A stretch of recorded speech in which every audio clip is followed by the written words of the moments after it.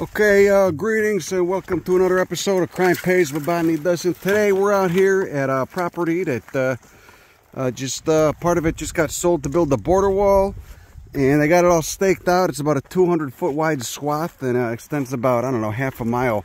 We're going to rescue some plants that are out here that are slated for destruction when they come in with their bulldozers and everything. So let's check it out.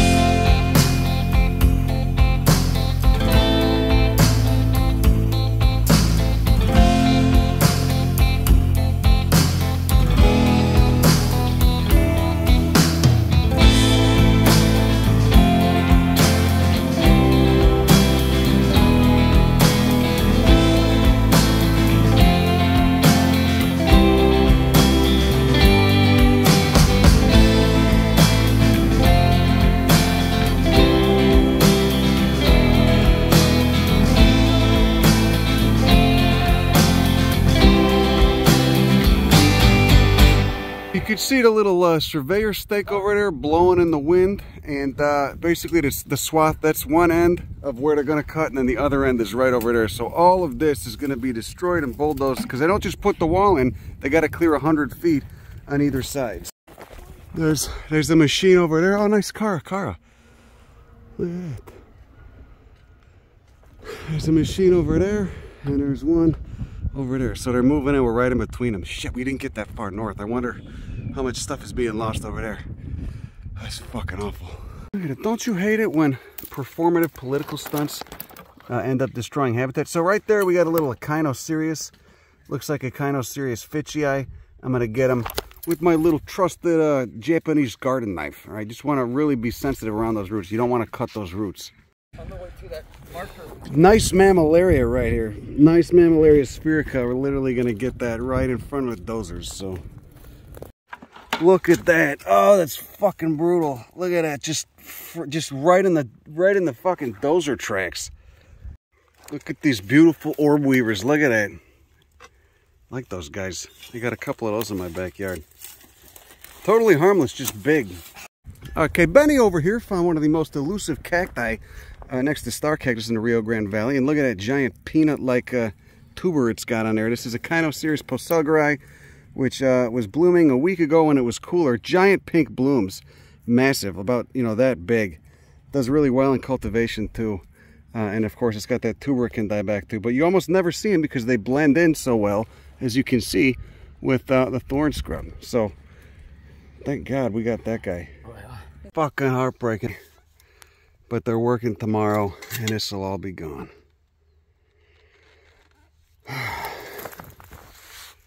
Just trying to save what we can, you know. That's life during the Anthropocene. Just trying to save what you can. All that Coryphantha macromeris too. Such a cool one. All day carrying it. Nice tomato cactus. Your shovel.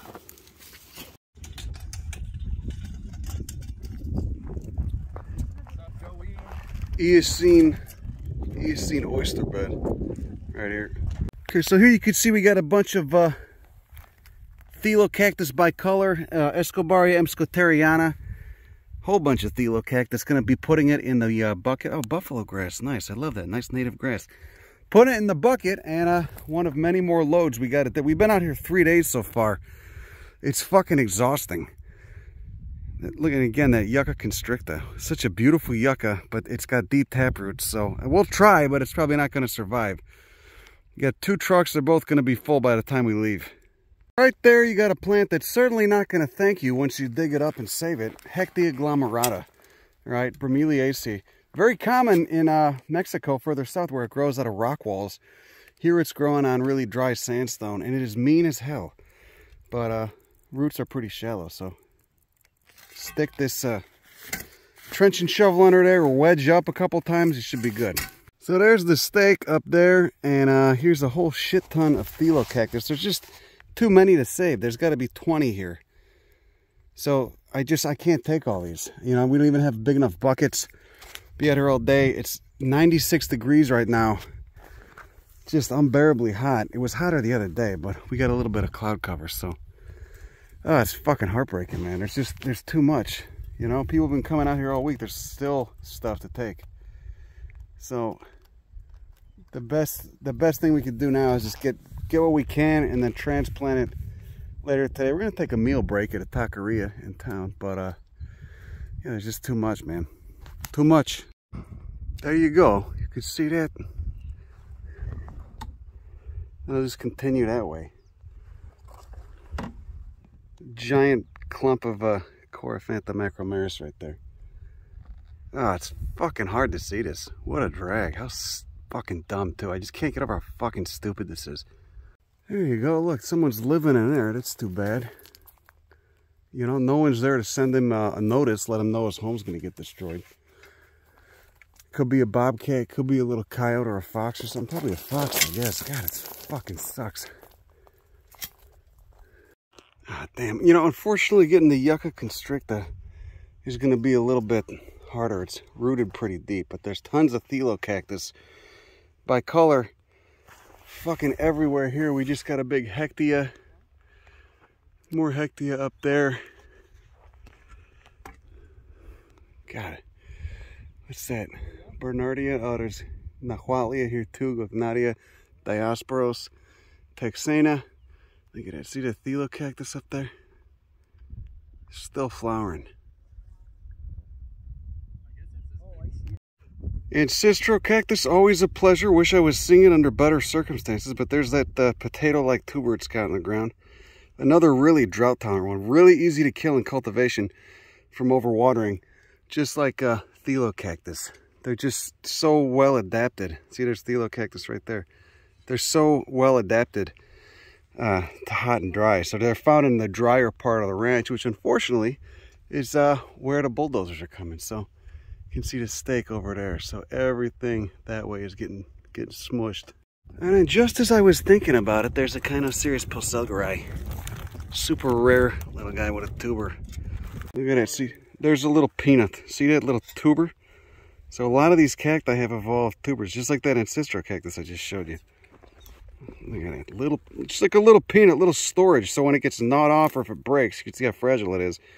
It's got enough energy to just bounce right back. Oh, this is a cool one. Look at this. Cucurbitaceae is the family there. See those little squash fruits? Another plant you'd never see if it wasn't in flower or fruit. But there's where it goes into the ground right there and makes a little tuber. So we're going to dig that up. God, I'm really fucking toast. I'm really done. But we're going to dig that up and try to save it. Holy shit. Yeah, look at that big tuber. Look at that big tuber down there. Oh, my God. Oh, that's cool. Ibervillea lindheimeri. Massive storage root down there. The second one we found. I'm going to have to break my ass getting it out. Third over there. Oh, there's a third over there. Oh, shit. Got to get these, though, because they're fucking rare, and they've got that massive root.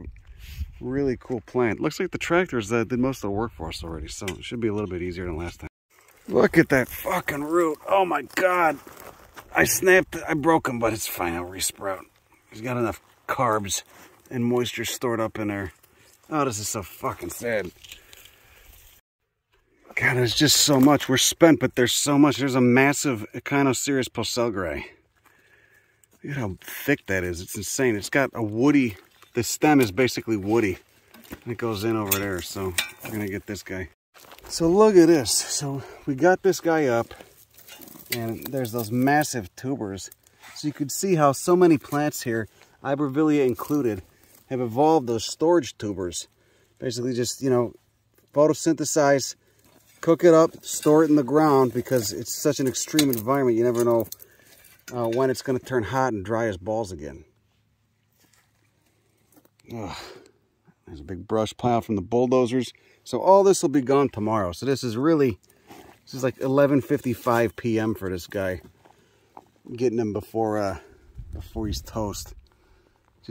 Just cleaning up the scraps at this point. Oh yeah, and of course there's buffalo grass, and there's gonna be, that's a really bad invasive. You know, it's, who knows how the fuck it got here. This was a pretty, what I thought of as a pretty pristine area. Didn't have much buffalo grass, but we have this one little bit.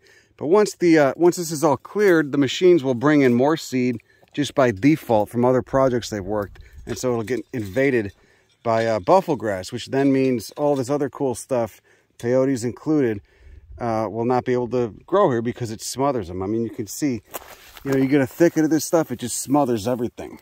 So I'd like to save this atropha too, but use it for toothaches. It's what the ethnobotanical lore is. Massive tuber in the ground here too. Massive storage root. It's either just coming into leaf, or maybe they were in leaf, now they're gonna die. Who knows? Look at that, that's an ebony. These are large trees in better conditions, but here just growing on all this rocky gravel. They're that's as big as they get. They almost look like blackbrush. Jesus Christ.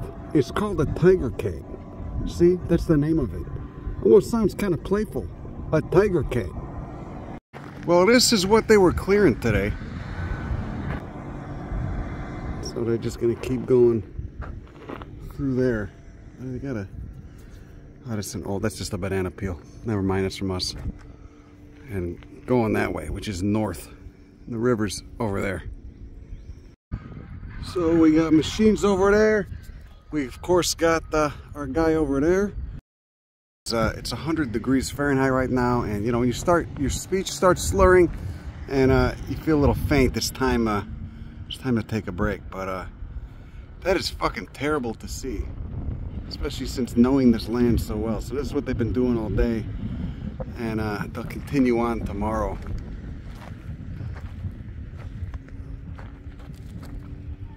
Oh, that's fucking awful. What a political stunt. It's a high cost to a political stunt.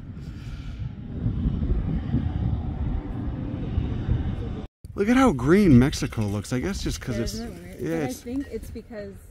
Oh yeah, this is my friend. She studies pollen. What you do? Tell us what you do. You study the pollinators and stuff. You're studying Asclepias prostrata. So I'm studying a number of things. One is Asclepias prostrata, which we have seeds so that we can restore the population. And there was a population here, right? There was one, and we've found different sections amongst this property. As far as the area of impact for the border wall, one was inside, and then one was just outside of the area of impact. So in the total, there's 3 groups. But was there one, you saved the ones in here? Yeah, that's true. So we did extract one group from here, and then some of those plants are staying with me and then with 3 other parties, so that we can have some ex situ populations. Okay, so this is a state project. This isn't even federal. This is just Abbott basically trying to flex his muscle and, you know, put on some showmanship. What's going on? Tell us about what you know about how this, because this has been threatened to be happening for years. We didn't, you know, it's finally actually happening, which is terrible, but what's going on? So that's correct. So before it was going to be taken on the federal level, but that didn't happen when we had change of administration, like on the presidential level. So now, not only is it threatened federally, right, or was, now this state has come to create their own border wall. Before they were just saying that they would take donated properties, but as we're finding out, there's a little bit more to that, and there might be that they're purchasing properties as well. So this property is unfortunately going to have state of Texas border wall, and so that's why we're here today. For federal, they did take the properties down the road that were owned federally. So all of those National Wildlife Refuge properties, those are federally owned, and so they did take those so that they can build the wall because they already were owned by the on the federal level. But these properties, private, it's a little bit harder to take private property, actually a lot harder. You have to go through court. And so through eminent domain, they were able to seize the property. But this property was saved because we did have a change in administration. Had that not happened, it probably would have been taken through eminent domain. But now it has been taken on the state level. So it's basically been sold for probably a lot less than it's worth. And that was done under the auspices of, if you don't sell it, we're just going to take it anyway. That might be one of the things that happened, yes. Okay. This is fucking nuts. So even having a federally listed endangered species on a land wasn't enough to save it. 2 federally listed endangered species, because Texas don't care.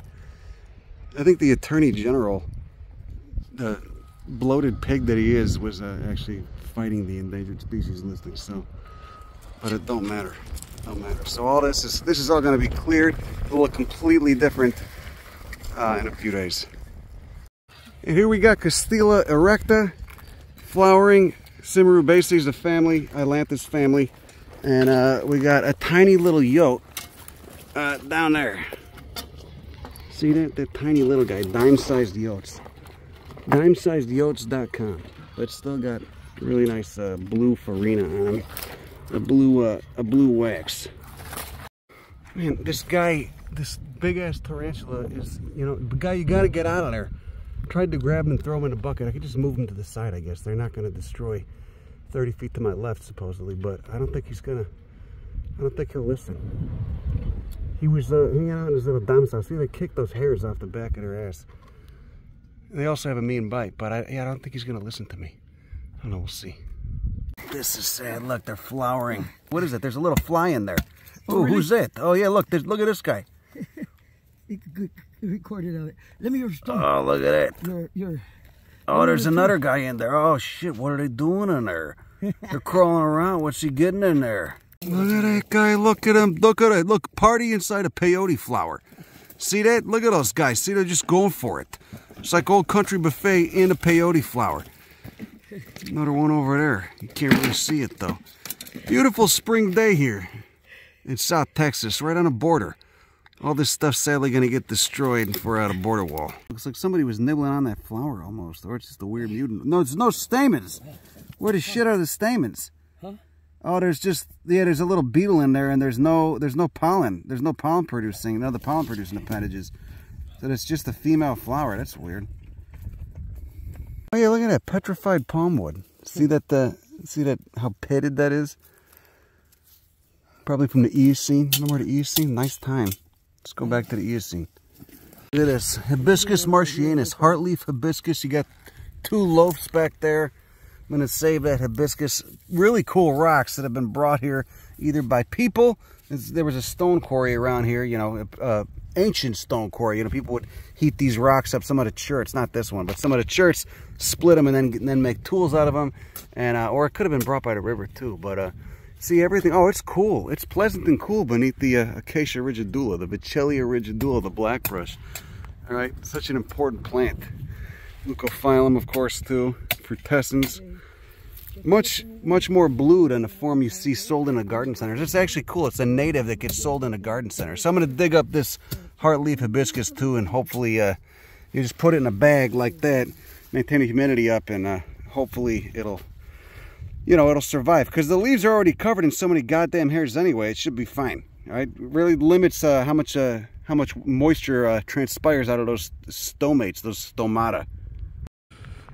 So there you go, and beautiful Gauchnadia right at the edge of where they're gonna cut. Hopefully it survives, but what a great fucking plant. Now in Nahuatl, that guayacán is toast though. It's gonna get toasted. So there you go, nice view of their path. That's basically done, and they're working south. So, you know, although the U.S.-Mexican border, of course, is east-west, right here it's north-south. So that's all going to get cleared. Those lomas, those little hills will all get cleared. And then that'll be that. And they're actually already putting in the wall. They've already put the little fence in further down. There you go. And there's the north end. See that? So that's what they've been doing on the north end of us all day today. How much cool stuff was just destroyed this morning? And then there's going to be a little cut before the river on the U.S. side. But, fucking tragic, man. So stupid. Take me back to the Eocene. There's those Eocene oyster beds. Oyster bed? Yeah, these massive fossils. Look at that. It's a massive fossil bed. When this was the ocean. Back when this was the ocean. A shallow sea. damn. This is fucking morbid, man.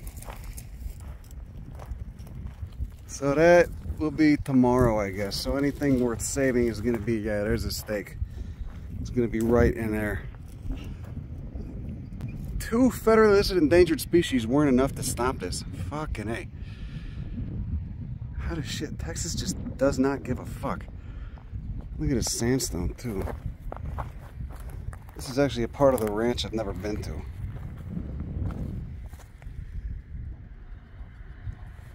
A little Cevalia blooming.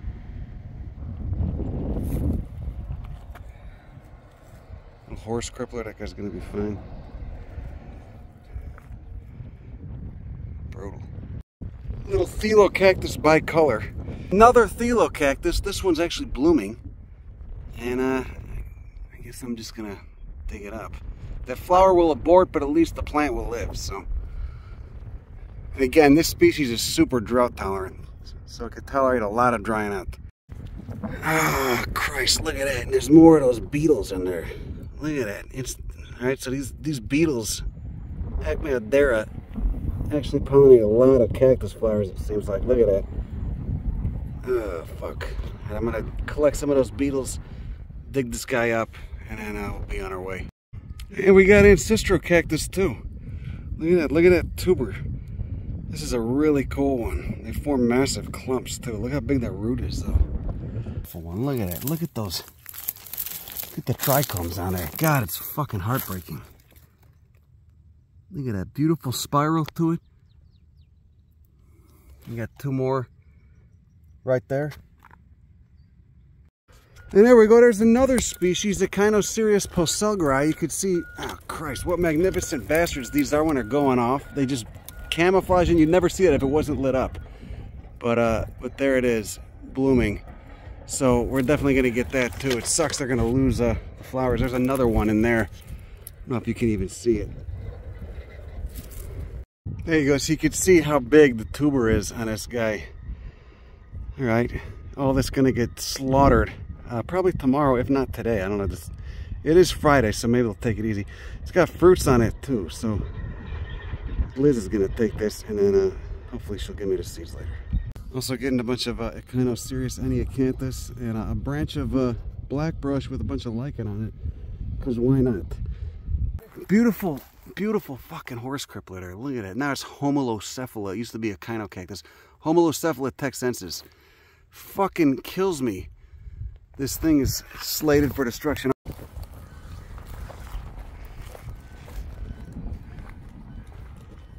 Jesus Christ, look at that. I was here just a few days ago. It didn't look like this. So these are all slated to go. It's going to keep going that way. Just doing a last once over before the dozers finally come in. So anyway, oh Christ. Fucking cooked, toasted. That was kind of a bummer of a video. Sorry about that. Didn't mean to bum you out, but you know, this is again, this is the state. This is state sanctioned. The feds aren't able to. All federal stuff on private land is on hold for the time being, so I'm told. So anyway, all right. Well, that's all I got for you this afternoon. Let's hope I don't pass out on the way back to the truck. Have a good rest of your day. Go fuck yourself. Bye.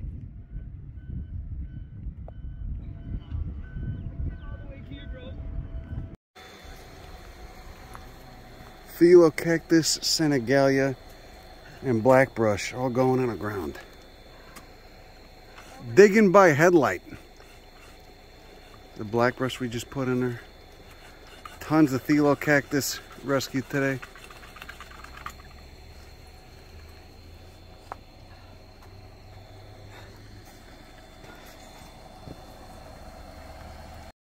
Look at that Hechtia. Just put that Hechtia in the ground. Leaf rosette's facing the sun, which is that way, which goes like that. And then he's sunk in pretty good. Pretty large one too. Those guys are tough as fuck, man. They're a little too tough. Really easy to cut you up. They got those hooked recurved spines on the margins of those leaf blades. Pretty mean for a bromeliad, huh? Aren't you, for a little desert pineapple?